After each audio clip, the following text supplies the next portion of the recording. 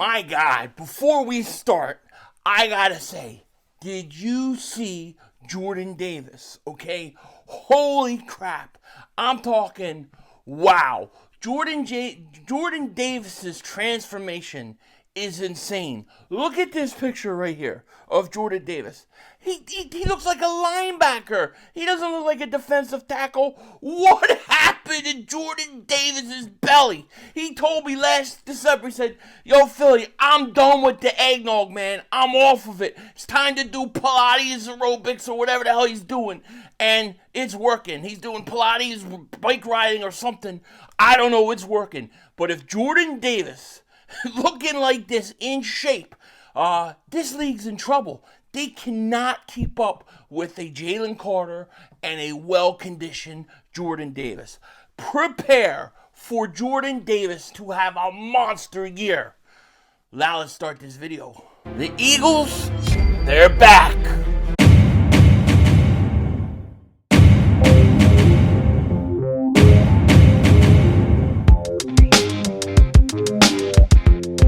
Dallas still stinks. You like the way it kicked Dingbat here. We are back. We are back. Baby, we are back. That's right. The 2020 NFL season is finally here as the Eagles report today for training camp. That's right, training camp. Tomorrow, we have our first practice. And everything went smoothly today, as you would expect from an Eagles organization.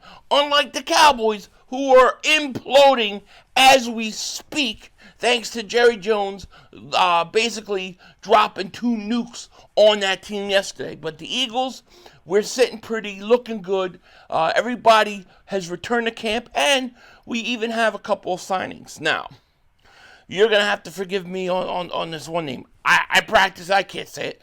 But the Eagles have signed defensive tackle Jacob Sykes and defensive end Okabanya Okoroko. If I say that name wrong, I apologize. But they made those two signings. Now, we'll call him Okoronko, has 17 career sacks, including 7.5 over the past 2 seasons in Cleveland. So he definitely gives us some more depth, even though I can't say his name, even though I practice for a half hour, forget about it. All right? So he does provide depth at the defense as a pass rusher. And look, I think the Eagles are very deep at the pass rushing position, actually. I think we're going to be fine there. My biggest concerns going into training camp, like I said, are going to be safety, corner, and that right guard. Not so much the right guard, because I trust Stoutland, but, it seems like we're relying a lot on a rookie. I don't know what to expect from Sidney Brown. But as far as a pass rusher and defensive line, we add 2 guys. I think that's fine. I think most likely the depth pieces and Okunwanko, if I said his name right, we'll see if he can stick. He's definitely made an impact before on other teams, so we'll see. We'll go from there. Now, speaking of the stinking Dallas Cowboys, I got to bring this up because I think this is absolutely hilarious. You got Miles Sanders running his mouth. It's like as soon as you get the Dallas Star, you get that curse, you get that satanic possession of that satanic star, and then you just start saying stupid things and being stupid. Wow. Former Eagles running back Miles Sanders says Saquon's success is due to the Eagles' offensive line, and now that he's in Dallas, every snap is personal. No disrespect to Barkley, but he wasn't doing all that in New York. Got a good offensive line, so it's cool. I do this everywhere, and Philly's going to see. I don't know what the hell that means. They said I wasn't worth the money because you weren't, so I signed with the team they hate the most. I'm in Dallas now, and every snap is personal. All right, great. So he acts like he went from Philly to Dallas. No, you went from Philly to Carolina and stunk.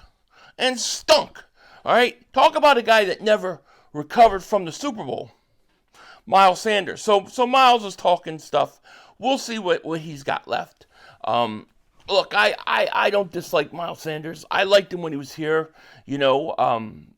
but I'm sorry, man. The difference between him and Barkley is totally two different things. It just is. Okay, so who the hell knows? But all I can say is this: the Eagles start practice tomorrow. Of course, we're not going to have the pads on right away. That usually takes like a week or two before we get that. But we get to see the Eagles take the field. We get to see the practice. It's going to be really interesting to see how they start things out in terms of who's going to be starting at safety. To me, that's the big question. Is Makumba going to be able to come right in, and is he going to be able to win that job off Sidney Brown? To me, if you're Sidney Brown or you're a Sidney Brown fan or you think he deserves it, like he should come in and he should be able to take that spot right away. Now, what I suspect tomorrow, what we're going to see at the safety position, is you're going to see Sidney Brown start out with the ones. I think we'll see that, right? They'll come out, they'll do their warm-up, and then I expect Sidney Brown to be with the ones tomorrow to start. And I expect that to go on for about a week or two, and then all of a sudden, you're going to start to see a shift. You're going to start to see Makuba getting more reps at the safety position. And if that starts to happen and it starts to go down that way, then you know that that Sidney Brown's going to wind up losing that job. Just my opinion.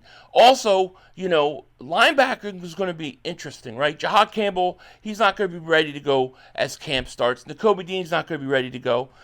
So Trotter Jr., in my opinion, early on in training camp, early on in preseason, he has the opportunity to really take that job and run with it, okay? Remember, last year going into the playoffs versus Green Bay, he was really going to get way more snaps than Oren Burks was. But Oren Burks comes out, opening kickoff, he causes a fumble, and he was able to get more playing time and then take advantage of it. It wasn't something that Jeremiah Trotter Jr. did do right. It wasn't anything like that. It just was circumstance. Well, this year, Jeremiah Trotter Jr. has the opportunity to go out there and really cement himself, and give a good reason why he should start. This is a big opportunity for Jeremiah Trotter. This isn't the end-all, be-alls, but this is his first real opportunity to make the case for why he should be starting, okay? And then eventually Nakobe Dean will come back, and if Nakobe is good to go, I assume he takes his position. We'll also have to see how they use Jahad Campbell. I mean, I know they're going to use him as off-the-ball linebacker. Are they going to use him at edge rusher at times? Are they going to move him around? That will be interesting as well.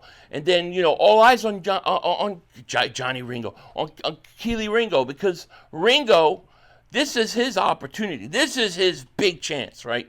He's got to take this job and run with it. That's what he really needs to do. And if he comes in and he does that, then I think that's a great situation for the Eagles. You don't really know with Fangio.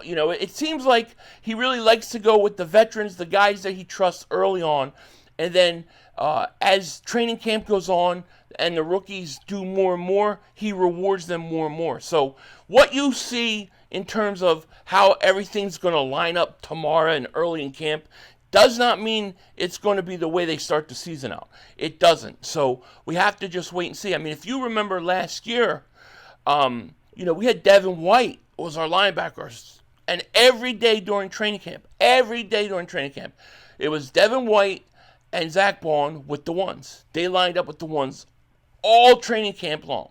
And then, as soon as you got to the regular season, as soon as you got to that first game, Nakobe Dean was starting. And we were all shocked. We're like, well, what's going on with White? And then White wind up being gone a couple weeks later. So the truth of the matter is you don't really know, but you do kind of get an idea. And I expect the veterans to get most of the reps tomorrow with the ones. And then I think you'll see, you may even see Makuba working with the ones tomorrow, a few times. But as training camp goes on, I expect him to go more and more until he's eventually the starter. We saw the same thing with Quinyon Mitchell last year. He did not start training camp out as a starter. He had to work his way up. And I think we'll see the same thing with guys like Makumba and stuff like that. So it's going to be interesting. Practice will be 10 o'clock, I believe, 10 Eastern. I will be live for it. I will be live. So if you want to hang out with me, come do training camp. It should be a lot of fun. It's going to be a busy day tomorrow. It's going to be training camp. It's going to be like 7 o'clock in the morning for me. I'm going to be like half asleep. But, we'll have practice. We'll go live for a while. I think I'm going on Silvio's show. And then I'll have a video that night. So there should be 3 videos for me. It's going to be a lot of videos. It's training camp. So that's what happens. Anyways, with that said, Eagles are back. You guys take care. I will talk to you later, of course. Don't be a dingbat. Remember, it's Howie Vision, baby. We're all just living in it.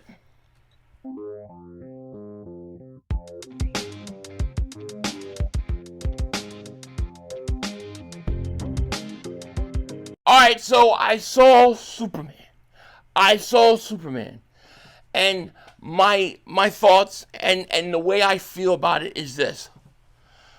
It stinks! It stunk! I gotta tell you, I did not like Superman. I did not like it at all. I'm just being honest, okay? I think it was up there with Superman Returns. Remember how bad Superman Returns was? It was horrible. It's horrible. I knew the first 2 minutes of that movie, I was like, oh crap, we're in trouble. Not to do any spoilers, but it starts off. It says, 3 centuries ago, metahumans became known to the world. Then it's 30 years ago, an alien landed in Kansas. 3 years ago, that alien, he came out to the world as Superman. 3 days ago, Superman got into a fight. 3 hours ago, Superman lost a fight. 3 minutes ago, and it was like a big joke. And it was like right there, I'm like, this is going to be a problem. And I thought it stunk. I did. And the guy that played Superman was fine. Like, I had no problem with him. But in terms of like just what was going on, you jump right into this world where all these characters are established. They have some whole Justice League. They have a Green Lantern with a mo cut. It looks horrible. Where's Hal Jordan? I don't know why, if you're doing a whole DC universe, why you're trying to throw so many different people in to this whole universe at once. You got to work it slow. You got to have character development. There was none. It's just stupid. I just didn't like it. I didn't like it. At one point, I think the best character was Mr. Perfect. At one point, Lois Lane is flying Mr. Perfect's aircraft or alien craft or whatever the hell it was, and she's flying it like she's Maverick from Top Gun. What the hell is that? I thought it stunk. And what pisses me off more than anything about the movie, really what pisses me off, is that if you go on and you look at these reviews like online and stuff with these movie review channels, they're like, oh, it was great, I was crying, it was so emotional. They're full of shit. Like, can you get anybody to give just honest review? Like, there's no way that movie was better than Superman, the movie with Christopher Reeve, who is still the best Superman, by the way. It's not better than Superman 2, and it's not better than Man of Steel. Those would be my top 3 Supermans, by the way. Superman 1, Superman 2, and Man of Steel. Those were in that order. This wasn't even close. The things that they were fighting were stupid. So there wasn't really even any good flying. The best flying Superman, the best flying is still Christopher Reeve from the first movie. That's flying looks better than any of the other ones. And it's too much Guardian of the Galaxy in Superman. It just didn't work. And as far as the whole DC universe, it's a universe I could give 2 craps about, to be honest with you. I didn't like it. I think it was as good as Superman Returns, if that. But we definitely have a problem, because if you go on Rotten Tomatoes, they got 92% audience score. And I always look at the audience score more than I look at the critics' review. But now it seems like they've infiltrated they've infiltrated the audience reviews, and they're jacking up these scores before a movie even comes out. It's totally ridiculous. And I know I'm going on like 4 minutes this thing, but I could go on for another 15 minutes. But I don't have a movie reaction channel. This is an Eagles channel. Maybe I need to do one because somebody needs to tell you when it stinks. And this movie to me stinks. You should go see it anyways, but it stinks. Denzel Washington out. That's all, folks. The brother screwed us.